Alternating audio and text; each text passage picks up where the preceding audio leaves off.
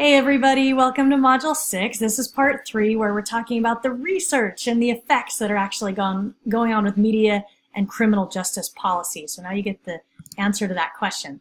So first we're going to talk about crime on the public agenda and really what it means to create a public agenda, beliefs and attitudes about crime, media criminal justice policy relationship models that Surratt talks about, and overall media effects. And then finally, we're going to talk about the social construction of crime and justice policies. So this is kind of the meaty part of Chapter 9. So first of all, when we look at crime on the public agenda, there really is a weak to moderate correlation between media attention and public concern. Okay, so remember what we talked about a few modules ago when we say correlation and causation, right? So just because you tend to see media exposure on something doesn't mean it is on people's utmost minds. It's not front and center always the way we think it is. When you think about it, a lot of media competes for our attention and for our priority. So on the public agenda, if we were to give people out in society a list of social problems and said, hey, rank these as to which is most important, which needs to be addressed, we wouldn't necessarily find a list that we might derive from media exposure on those same problems, okay? If the media influences people's perceptions of the importance of crime and justice policies, then the media will influence the public agenda. But again, we don't see a strong correlation for this. Remember those lab studies and field studies? It's really hard to say, you will watch this show and therefore you will be concerned. A lot of stuff takes our priorities in life and our attention and focus away from things that are exposed in media. The other problem is, again, the lab studies were the most sufficient because we could control all the different effects going on, but the criticism is it's kind of hyper reality. It's not a realistic environment, and really we very much self-select our choices of shows. You might really like crime dramas. I may really like crime documentaries. Someone else may love crime reality shows like Cops. Other people may really prefer court TV like Judge Judy. And so these preferences are really going to guide our selection of material out there, which really is the true reality of it influencing us as far as what we're concerned about and whether we think crime is of public concern.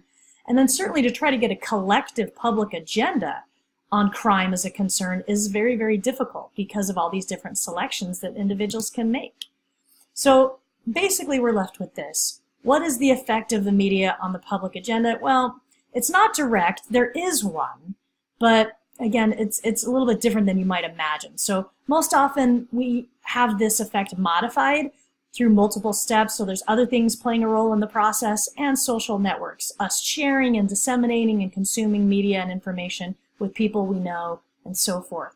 So do you ever notice that you hear about a viral video and you have to go watch it? You have to see if it's actually share-worthy. Because if it's viral and so many million other people are watching it, then clearly there's something useful or entertaining or interesting in it. It's funny how that happens. And that's some of what we're getting at. Effects really are variable. So we do see increases with exposure to media, again, taking up more of that priority and attention in your brain. But then we also see decreases with the public's direct exposure. Okay, so once we take reality in our own experiences, it might not be as important as we think because we're sorting through the facts and our opinions and judgments about it a little more clearly and reconciling things a little bit better. Really, these patterns between media and public outcry, they really don't sustain themselves over time. They ebb and flow. Things are really prominent and then they die down, and it's, and coverage changes. Stories get old and we move on to new things. These are also very non-linear patterns. We don't see like this direct, deliberate effect on this, and they do interact with other social processes. So we have to keep in mind how tangled up this can be to study. When we want to study beliefs and attitudes about crime, we ask this quintessential question: does exposure to media and crime affect a person's beliefs and attitudes about crime? Well, yes and no. And we do have one theory by Gerbner who tries to approximate this or come up with an explanation. So Gerbner's cultivation theory mentioned in the Surratt text brings forward some ideas. So first is the worldview cultivation, that through exposure to a television's content or movies or what have you, most everyone comes to have a similar media-constructed view of the world. And this just isn't crime. It's a worldview on lots of things out there that media might weigh in on. So essentially, the argument by Gerbner is that the media homogenizes viewpoints and perspectives across groups of people. That being said, we do have mainstreaming we have to think about. So mainstreaming is that the media affect some viewers more than others, regardless of the exposure level. So if you're in the mainstream and you kind of watch what most other people watch, you're not going to be as affected. But if you're a heavy viewer, not yet in the mainstream, eventually you'll move toward the mainstream. It's kind of that normalization process that we all kind of move toward the center eventually. So we have to take that into account too. Again, some people like more of the extreme coverage of these kinds of topics, and other people like just more of the general coverage. So does exposure to media and crime affect a person's beliefs and attitudes about crime? Well, yes, but these are some conditions, right? Local environment matters. Your family context, your experiences, the local conditions, the neighborhood you live in. So for example, taking into account your neighborhood, it actually diminishes the relationship between exposure to the media content and your own attitudes about crime. Again, because you can reconcile reality versus what is portrayed. And media effects are really most powerful for issues outside of one's experienced reality, because you don't have anything to draw from that you know by yourself. So all you have to think about is what's been shown to you, because you have no point of reference. Very, very powerful tool. But again, these things really kind of mediate and moderate these effects, and we'll talk more about this in a moment. So overall, the literature shows heavy media consumers do share beliefs about high societal crime and victimization levels compared to those who consume less media. So I guess the more TV and documentaries and crime dramas and court TV and the more you watch, the more you subscribe to the idea that crime is out of control and things are really bad and crime is high. So heavy viewers' constructions reflect media constructions, and sometimes those big fan bases of those shows really drive the shows as far as what they want to see next. So it's kind of this weird cyclical effect, making an even more extreme version of what's happening in reality out there. And it's less of a link for those with direct exposure to crime and justice reality. So again, knowing what high crime neighborhoods feel like because you live in one, that's going to inform more of your opinion and your concern, your belief and your attitude, more than anything you watch on TV. So we do have 3 relationship models we're going to briefly review, and Surratt does share these with you with some examples. We're going to try to make this a little more illustrative so that it's easier to understand. But the 3 models are a direct media influence model, a no media influence model with an external event, and a simultaneous media influence model with an external event. So this is the direct media influence. So basically you have media coverage on some criminal justice thing or crime, and then basically you see a reaction as a criminal justice policy change. Now, the example that Surratt talks about is really seeing an investigative news report, finds that people are ticket fixing, and essentially a new department policy comes out in regards to how cops are to issue tickets. We actually saw this one happen for those of you that live near or around Gainesville or Alachua County. We actually saw heavy media coverage of Waldo and the speed traps that were going on. And Waldo is a city you would pass through kind of northeast Gainesville if you're on your way to Gainesville. And so it got so out of hand that people were actually putting up billboards that said, "There's a speed trap ahead, be careful." And there was such media coverage on this. And again, a billboard is a form of media, that we actually did see a criminal justice policy change. And now Waldo has something called the Waldo Bill, which is a law banning traffic ticket quotas for police, which is what was going on, feeding this type of challenge. So this would be a pretty good example of a direct media influence model. If we look at the no media influence model, we have basically an external event which leads to a criminal justice policy change, but it also leads to more media coverage on that event. And it can be kind of a cycle, as you can imagine. So in your textbook, Surratt actually talks about an external evaluation, maybe from some kind of Department of Justice report or something, reveals that low-income defendants are less likely to be offered alternatives to jail sentences.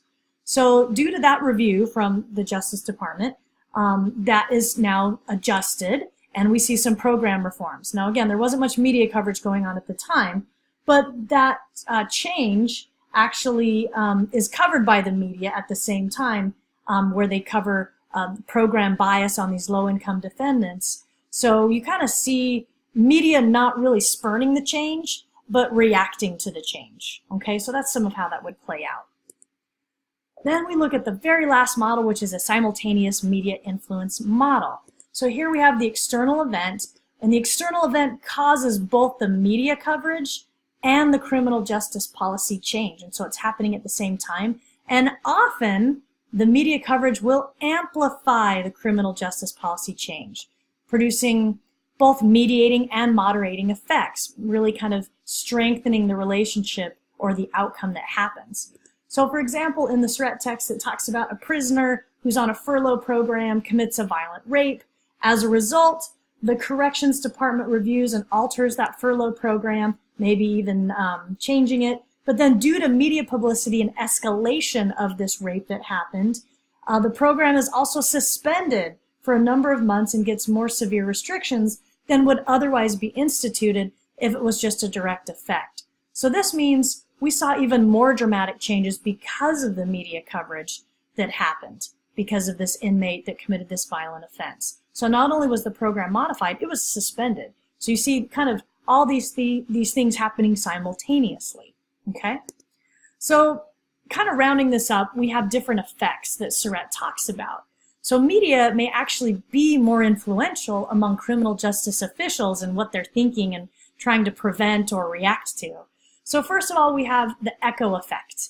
The echo effect is the tendency for officials to treat defendants in unpublicized cases harshly if the press has been demanding of such treatment for defendants in publicized cases. So just because your case or your trial isn't getting much media attention, if it's similar enough to one that did, then we would see that treatment happening. So it kind of echoes something that happened before.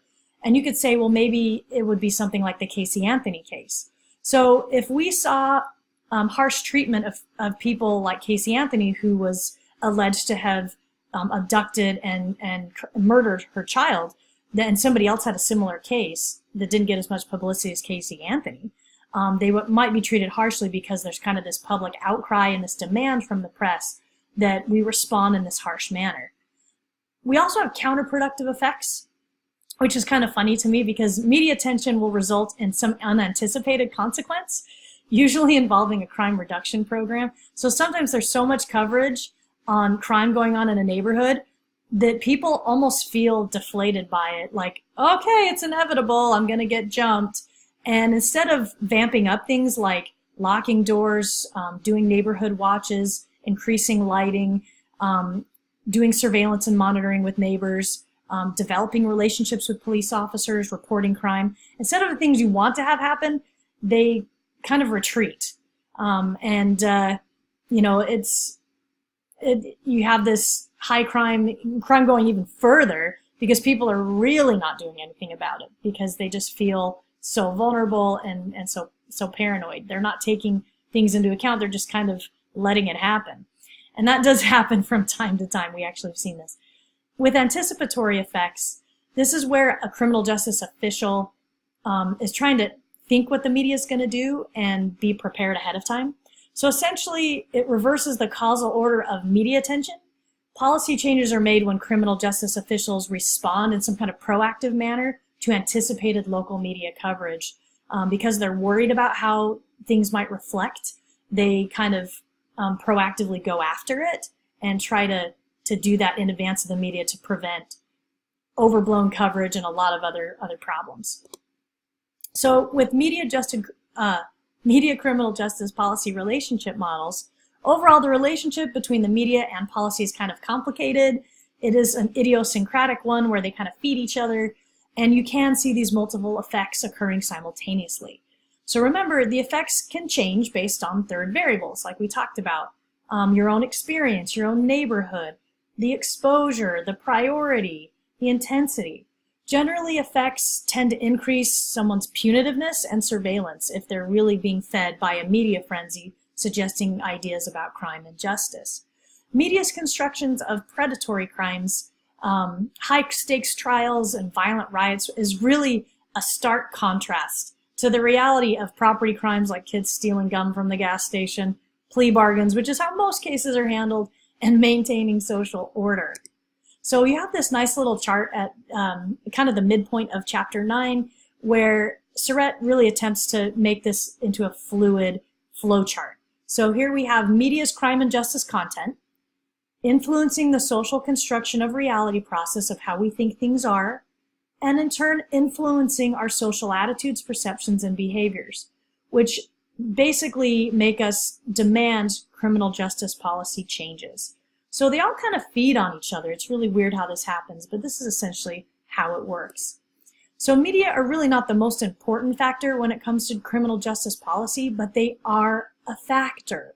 So our perceptions of crime and justice are a part of a much broader social construction of the nature and health of society and what life looks like in our communities around us. It's really unrealistic to think that these constructions will change solely because of the media, but they can. However, content can resonate strongly with the public. It may help shape and legitimize people for their causes and the changes they seek to make. And again, it may increase the punitiveness and surveillance policy. So it can go in sometimes positive, productive ways and more negative, destructive ways. It just kind of depends on what it is. So this was kind of a fun way to end the slides. I thought this was an interesting idea that Surratt came up with. Perhaps we could improve or better how media portrays crime by using a different model like sports media.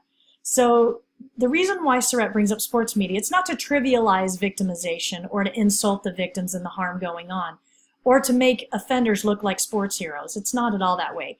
What Surratt is saying is the kind of coverage that happens is so useful. So when you watch a major game between two teams, you get a lot of contextual analysis, you get statistics and trend analysis, kind of pre and post game day type coverage. You get forecast predictions and commentary, heavy discussion and monitoring of what happens, and eventually scrutiny and criticisms of mistakes and missed calls and those kinds of things. That would be so useful if that was the coverage model that crime would use. We could really use it to be very deliberate in looking at how criminal activity is punished, prosecuted, apprehended, and identified. If we use this level of commentary and discussion and trend analysis and statistics, it would be so cool. But the fact of the matter is it's just not interesting enough for people to tune into. So anyway, it's a nice idea. I don't know how realistic it is, but I thought it was an interesting way to look at it. So we're going to continue with more in part 4. I'll see you then.